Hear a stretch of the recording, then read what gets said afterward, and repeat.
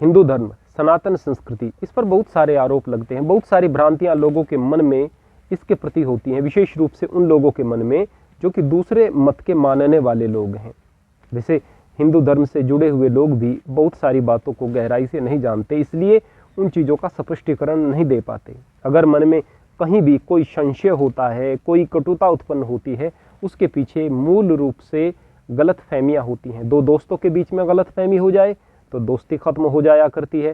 ठीक इसी प्रकार परिवार के सदस्यों के बारे में यदि गलतफहमी हो जाए तो फिर आपस में रिश्तों में वो बात नहीं रहती। यह गलतफहमियां बड़े बिगाड़ का कारण बन जाती हैं। यदि आप ऐसे ही किसी तांत्रिक या किसी बाबा को देख करके या किसी खामखा के रिचुअल्स को देख करके सनातन संस्कृति को जानने और समझने का प्रयास कर रहे हो तो एक गलत तस्वीर ही आप लोगों के सामने आएगी और उसी के कारण ये ऐसे प्रश्न सामने आते हैं। प्रश्न तो बहुत सारे हैं, गलतफहमियां बहुत सारी हैं। इतनी सारी चीज़ों का जवाब देना एक वीडियो में तो संभव नहीं, बहुत सारा समय लगता है। लेकिन फिर भी मैंने यहाँ पर 13 प्रमुख आरोप लिए हैं जो कि हिंदू धर्म पर लगते हैं, उनका उत्तर देने का प्रयास कर रहा हूँ। यदि आप लोगों को समझ आए, अच्छा लगे तो अच्छी बात, और यदि आप इससे असहमत हो तो आप ऐसे ही छोड़ देना कि कोई मूर्ख इसी तरह से प्रलाप कर रहा है। सबसे पहले आरोप लगता है कि हिंदू लोग जो हैं वो गोमूत्र पीने वाले हैं, गाय का पेशाब पीते हैं और दूध को फेंक देते हैं। कितना सत्य है, आप सबसे पहले मैं हिंदू लोगों से पूछना चाहता हूँ। कितने सारे लोग हैं जो कि गोमूत्र का सेवन करते हैं? मेरे गांव में एक भी व्यक्ति नहीं है, आसपास के गांव में मुझे कोई एक भी व्यक्ति ऐसा हिंदू नहीं देखा है जो गोमूत्र का सेवन करता हो। लेकिन ऐसा क्यों कहा गया है? क्योंकि आयुर्वेद में कहीं कहीं पर जब जो हमारे वैद्य हैं वह जिक्र कर देते हैं कि गोमूत्र कैंसर आदि में लाभकारी है, तो उसके बाद उनको ऐसा लगता है लोगों को कि हिंदू लोग तो गोमूत्र पीते हैं। कई बार लोग वीडियो भी डाल देते हैं गोमूत्र पीते हुए या फिर गोमूत्र से अपने आप की शुद्धि करते हुए। वो पर्टिकुलर वो लोग ही ऐसा कर रहे हैं। और हम ऐसा भी नहीं कह रहे कि गोमूत्र से कुछ लाभ नहीं होता। केवल गाय की ही नहीं बल्कि ऊंट के पेशाब से भी कई प्रकार के रोगों में लाभ होता है। मुझे पता है कि गोमूत्र लाभकारी है, लेकिन मैं नहीं पी सकता हूँ। मैं विकल्प ढूंढने की कोशिश करूँगा। ठीक इसी प्रकार दूसरे लोग विकल्प ढूंढने की कोशिश करेंगे। अगर कोई चीज़ आपके लिए औषधि का काम कर रही है तो इसका मतलब यह नहीं कि आप उससे नहाएंगे या वह आपकी पवित्रता का कारण बन जाएगी। दूसरा जो एक आरोप लगता है वह है कि हिंदू लोग शिव के लिंग की पूजा करते हैं। यहाँ लिंग से एक ही मतलब समझते हैं वह कि लिंग का मतलब होता है उपस्थ। वास्तव में लिंग का मतलब होता है प्रतीक और शिव का मतलब होता है परमात्मा, कल्याणकारी। तो उस कल्याणकारी परमात्मा का जिसका कोई रूप नहीं, जिसका कोई रंग नहीं, जिसका कोई आकार नहीं, तो उसमें ध्यान कैसे लगाया जाए? इसलिए एक काल्पनिक आकृति को जो सबसे सीधी हो, सबसे सरल हो और बनाने में आसान हो, आकृति को बनाया गया जिसको शिव का प्रतीक मान लिया गया। यानी ये शिव नहीं है, यह परमात्मा नहीं है, यह उसका प्रतीक है। इस प्रतीक में ध्यान लगा करके हम ध्यान की शुरुआत करेंगे। जैसे कि बच्चे क ख ग पढ़ते हैं तो क से कबूतर, ख से खरगोश, ग से गमला, घ से घड़ी इत्यादि। क ख ग डायरेक्ट नहीं पढ़ते, उस कबूतर, उस गमले, उस खरगोश, उस घड़ी के करके उन शब्दों को याद करते हैं, अक्षरों को याद करते हैं, फिर उनसे शब्द बनते हैं।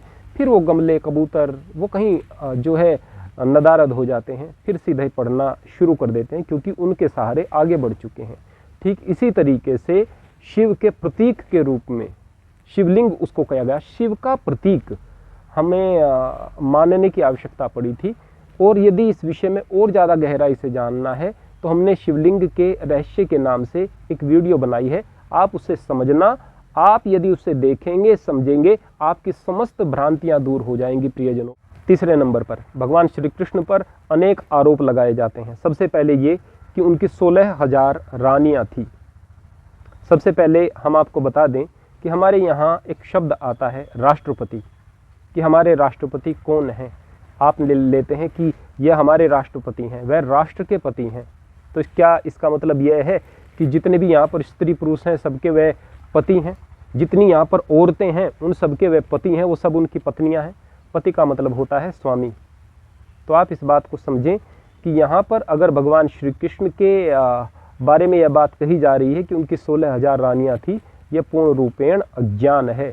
नरकासुर की कैद में 16,000 स्त्रियाँ थी जिनको उसने बंदी बनाया हुआ था, उस दुष्ट राक्षस की कैद से वह 16,000 उन स्त्रियों को जब मुक्त कराते हैं तो वे 16,000 स्त्रियां कहती हैं कि आप ही हमारे स्वामी हैं, आप ही हमारे रक्षक हैं। अपने रक्षक को यदि वह स्वामी कह रही हैं तो इसका मतलब यह नहीं है कि वे उनकी रानियां थी। फिर कहा जाता है कि गोकुल में वह रासलीला किया करते थे। और रासलीला किस प्रकार से? जो आपके दिमाग में है वह आप सोच रहे हैं, उस गंदगी को आप सोच रहे हैं। रास का मतलब होता है जिसमें रस आता हो। लीला का मतलब आप समझ ही सकते हैं किसको कहेंगे। जो भी गतिविधियां ऐसी हैं जिनमें रस आ रहा है वह रास लीला है। एक माँ अपने बच्चे को जब दुलार कर रही है, उससे प्यार कर रही है, उसके परिवारजन उसके साथ खेल रहे हैं तो उनमें उन्हें रस आ रहा है, यह भी रास है। तो भगवान कृष्ण छोटे थे, बड़े प्यारे से थे, बड़े सुंदर से थे, और जिस तरह की उनकी गतिविधियां रहा करती थी, जिस तरह से सबके साथ में प्रेम से रहते थे, सबको उनकी क्रीड़ाओं में, उनकी लीलाओं में रस आता था, यह रास लीला है। फिर कहा जाता है कि वे तो गोपियों के जो है वस्त्र चुरा लिया करते थे नहाते समय। ऐसा केवल एक बार जिक्र है। वह कैसे? भगवान कृष्ण कहते थे कि हमेशा हमें लज्जा, हमेशा मर्यादा का ध्यान रखना चाहिए। स्त्रियों को कभी भी खुले में ऐसे ही सरोवर में निर्वस्त्र होकर स्नान नहीं करना चाहिए। नहीं मानती थी उनकी बात को। तो जब भगवान कृष्ण बहुत छोटे थे, बहुत छोटे बच्चे थे, तब उनकी उम्र रही होगी 7-8 वर्ष।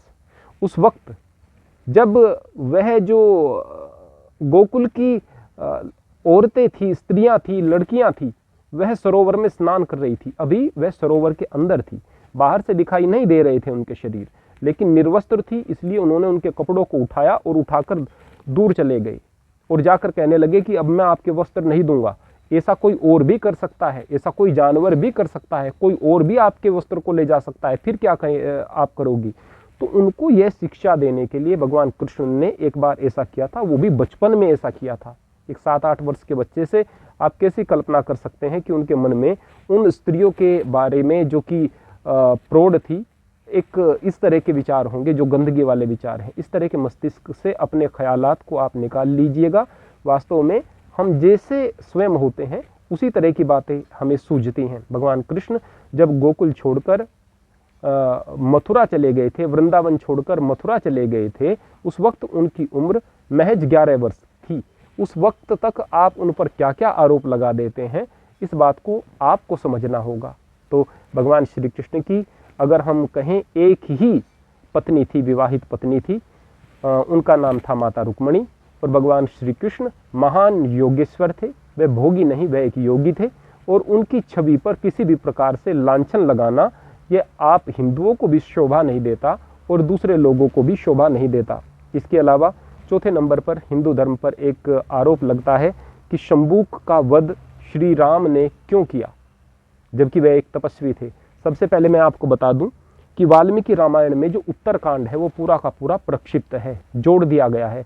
उसमें कोई भी बात सत्य नहीं है। यह साहित्य की दृष्टि से स्पष्ट रूप से दिखाई दे जाता है। हम इस पर एक डेडिकेटेड वीडियो बाद में लेकर के आएंगे। और भी दूसरे लोगों ने इस विषय पर वीडियो डाली होंगी, आप उनसे मार्गदर्शन ले सकते हैं। अब 5वें नंबर पर गणेश के बारे में बहुत सारे प्रश्न उठते हैं कि किस तरह से गणेश की ऐसी शक्ल हो सकती है, हाथी जैसी सूंड है, कान है और दांत हैं और शरीर आदमी जैसा है, इत्यादि इत्यादि। किस प्रकार से आप एक ऐसी तस्वीर बना सकते हैं, या फिर आप एक एलिफेंट की पूजा कर सकते हैं, इत्यादि इत्यादि बहुत सारे प्रश्न उठते हैं। मैं यहाँ पर एक छोटा सा उदाहरण आपको देना चाहूँगा। सामान्य लोगों की बात नहीं, बहुत बुद्धिमान लोगों की बात मैं कर रहा हूँ। ओशो रजनीश, उन्होंने भी इस प्रकार से गणपति महाराज का मजाक उड़ाया था। उन्होंने कहा कि इस आकृति को आप देख सकते हैं, आकृति को, उस आकृति के बारे में, भगवान कृष्ण की मूर्ति के बारे में बहुत सारे अपमानजनक शब्द उन्होंने कहे, इसलिए कि वह हाथी की शक्ल के भगवान दिखाई दे रहे हैं। अब दूसरे उन्हीं की एक वीडियो में वह कह रहे हैं कि आदमी अपनी शक्ल के भगवान बनाता है। अगर चीनी व्यक्ति होगा तो फिर वह चाइनीज लोगों के जैसी शक्ल भगवान की बनाएगा। अफ्रीकन अगर तस्वीर बनाएंगे तो फिर अपने जैसी शक्ल की तस्वीर बनाएंगे। अगर गधे भी तस्वीर बनाएं भगवान की तो अपने जैसी बनाएंगे। सब अपनी ही तस्वीर बना रहे हैं, दूसरे की तस्वीर नहीं बना रहे हैं यदि भगवान को देख रहे होते हैं, क्योंकि अपने को सबसे ज़्यादा बेहतर मान रहे हैं। एक तरफ तो कह रहे हैं कि आदमी आदमी की ही शक्ल बनाएगा और वो भी अपनी प्रजाति की ही, और दूसरी वीडियो में वह कह रहे हैं कि देखो भाई ये हाथी की पूजा कैसे की जा सकती है। तो इससे बढ़कर और कॉन्ट्रडिक्शन क्या है। तो यानी आरोप तो भाई लगने ही लगने हैं, आप किसी भी स्थिति में चले जाएं। यदि परमात्मा के स्वरूप को आप जानने की कोशिश करेंगे तो सत्य सनातन धर्म कभी भी परमात्मा के स्वरूप को नहीं मानता। वह कहता है वह निराकार है, उसका कोई आकार ही नहीं है।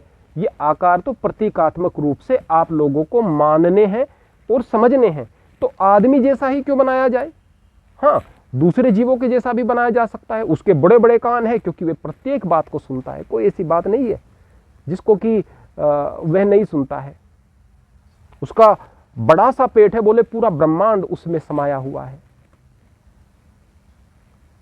वक्रतुंड, उसकी सूंड जो मुड़ी हुई है, बोले कि बड़ी शक्तिशाली होती है हाथी की सूंड, वह शक्ति का प्रतीक है। तो सर्वशक्तिमान है जो परमेश्वर है, महाकाय, बड़े काया वाले हैं।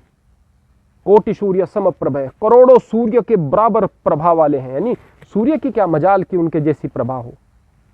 उसी से प्रार्थना करते हैं, निर्विघ्नं कुरु मे देव सर्व कार्येषु सर्वदा।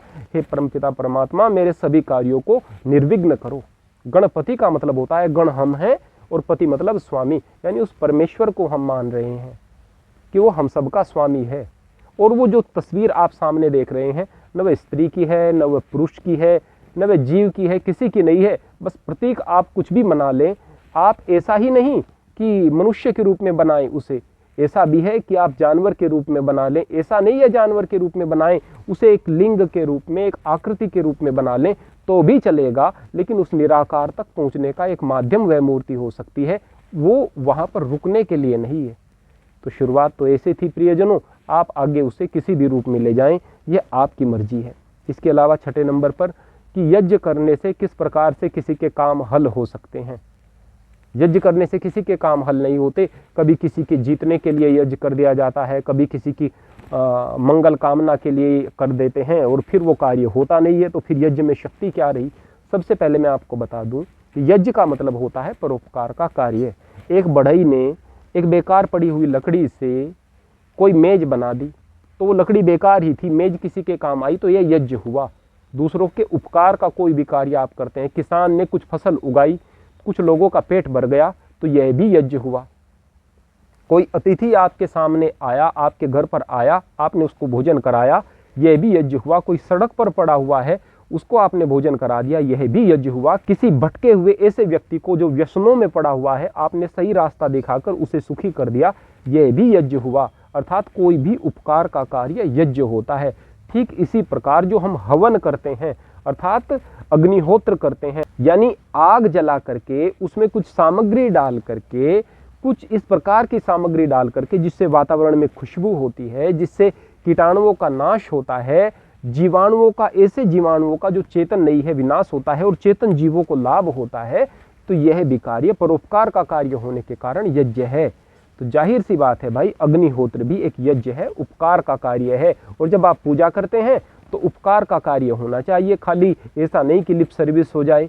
तो यह जो यज्ञ है, यह एक तरीके से लोकोपकार का कार्य है और यह संदेश देने वाला है कि प्रकृति में हम खुशबू फैलाएं, प्रकृति में हम ऐसे कार्य करें जिससे कीटाणुओं का नाश हो और जो चेतन जीव हैं उनको सुख मिले।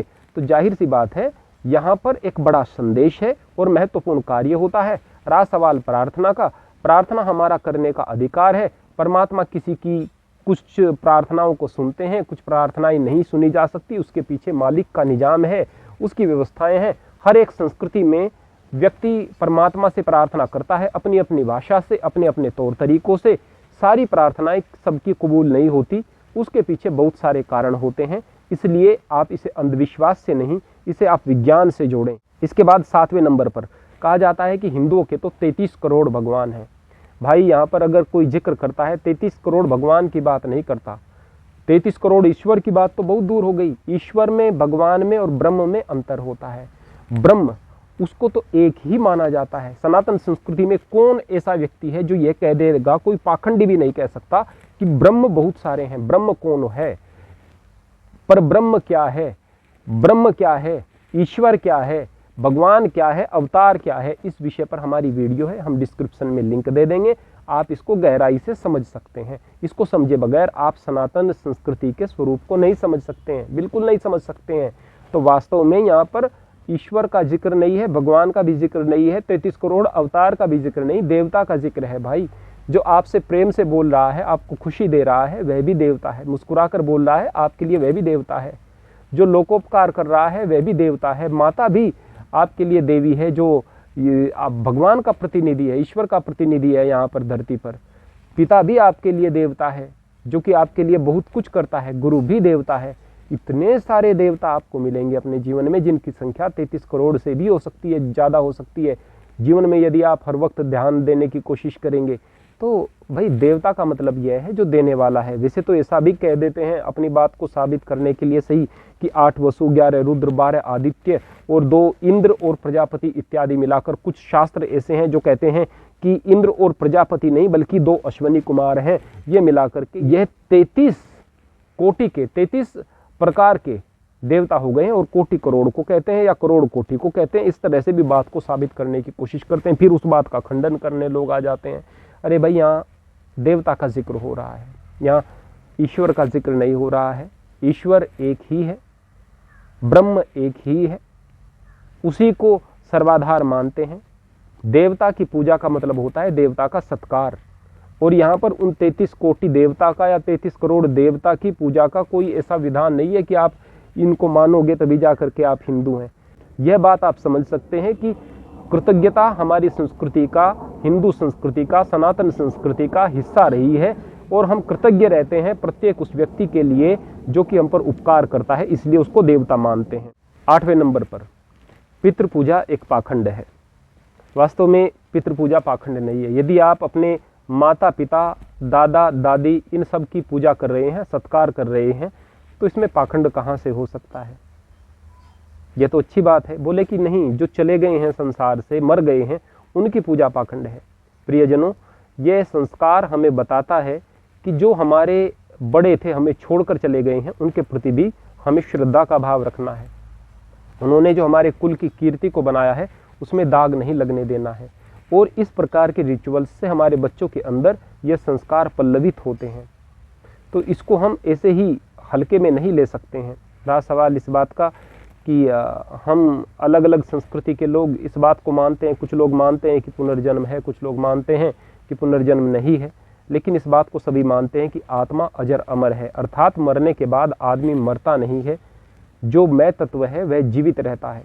और हम जिसके वंशज हैं, जो यहाँ पर हमारे बड़े हुए हैं, वो आज जहाँ पर भी हैं, जिस भी अवस्था में हैं, उनकी कृपा, उनका आशीर्वाद हम पर बना रहे। और वो किस प्रकार से बना रहेगा? यदि हम श्रेष्ठ कार्य करेंगे, अच्छे कार्य करेंगे। उन अच्छे कार्यों में क्या चीज़ें बताई जाती हैं? सबसे पहले श्राद्ध और तर्पण। श्राद्ध अर्थात श्रद्धा के साथ में किसी को भी कुछ देना, कुछ सम्मान दें, आप कुछ चीज़ दें या फिर भोजन इत्यादि कराएं श्रद्धा के साथ, यह श्राद्ध है। जाहिर सी बात है, आपके बड़े जिस भी अवस्था में जहाँ पर भी हों, उन्हें प्रसन्नता होगी, उन्हें अच्छा लगेगा। आध्यात्मिक दृष्टिकोण से भी देखें तो ऐसा नहीं कह सकते कि ईश्वर को ये बात नापसंद होगी। तर्पण का मतलब होता है किसी को तृप्त कर देना, यानी कोई भूखा है उसको भोजन दे करके आपने तृप्त कर दिया, यह तर्पण है। तो जाहिर सी बात है, यह बात भी कोई धर्म विरुद्ध बात नहीं होगी। तो इनमें कोई भी बात ऐसी नहीं है जिसको आप पाखंड या ऐसा कह सकते हो कि यह धर्म विरुद्ध कार्य है या गलत कार्य है। इसके अलावा कि ब्रह्मा के 4 मुख हैं।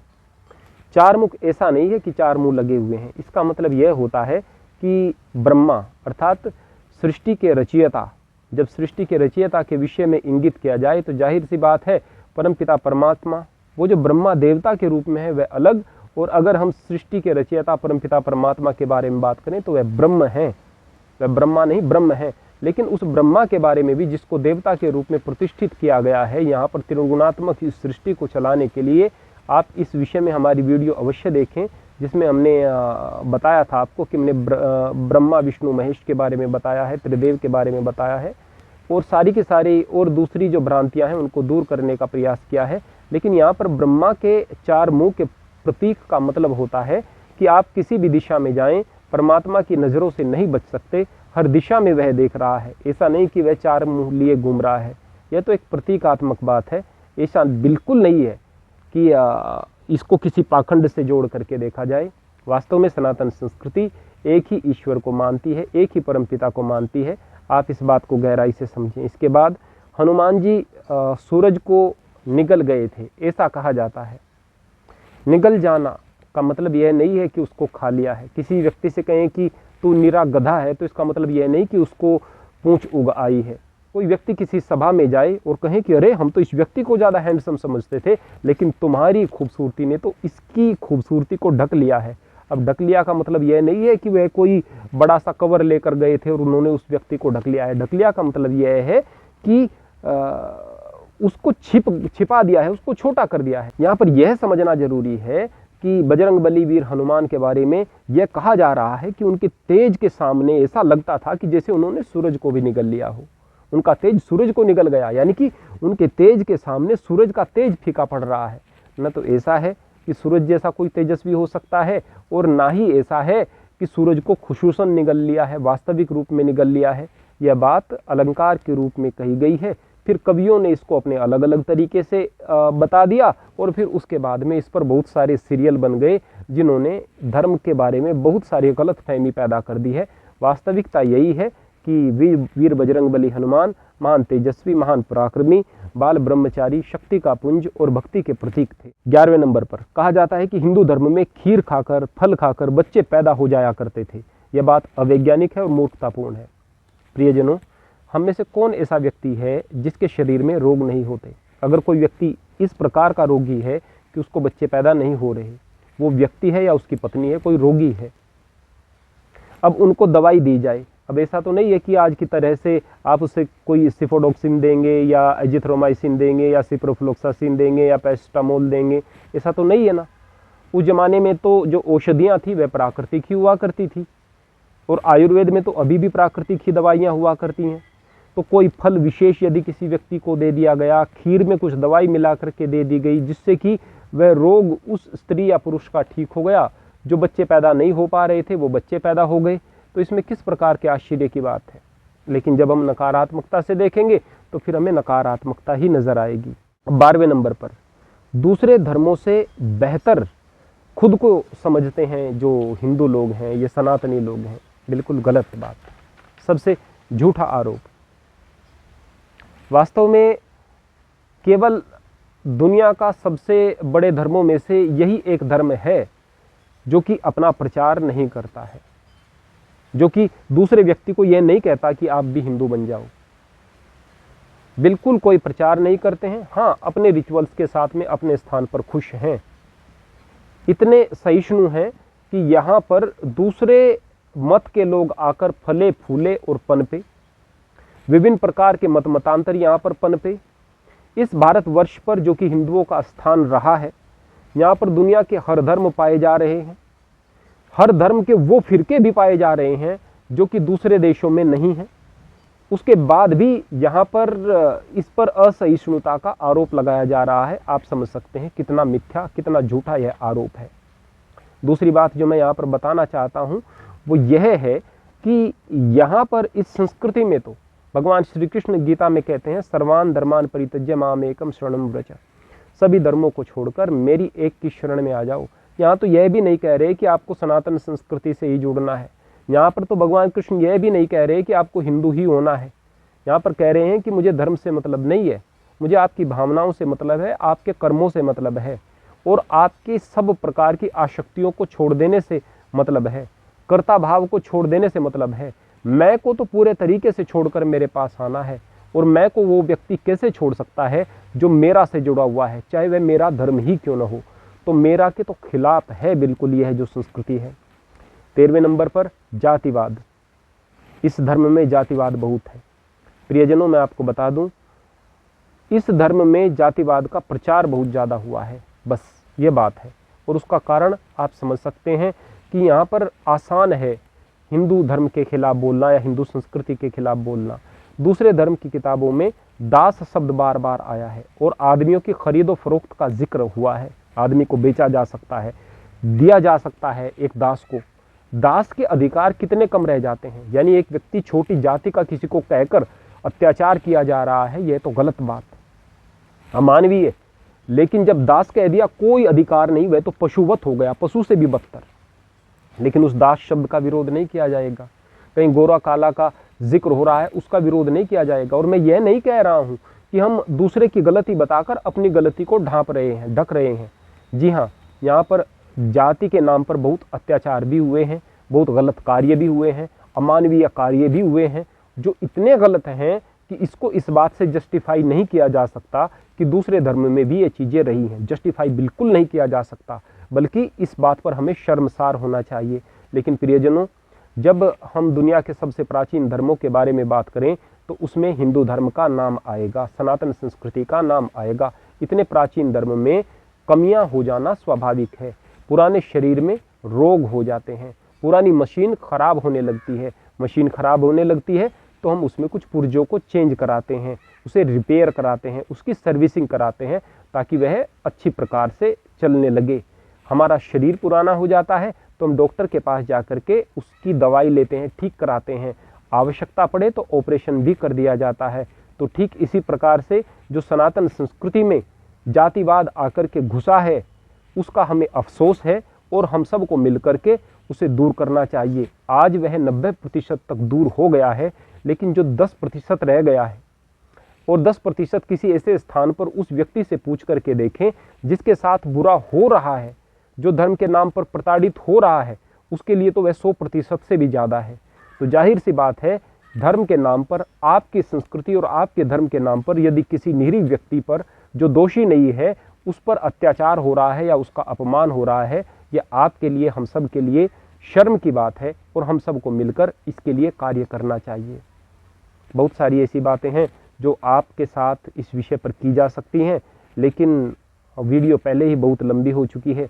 भविष्य में कभी मौका रहा, आपके और प्रश्न रहे तो उन प्रश्नों के उत्तर लेकर मैं पुनः आप लोगों के बीच में हाजिर हूँगा।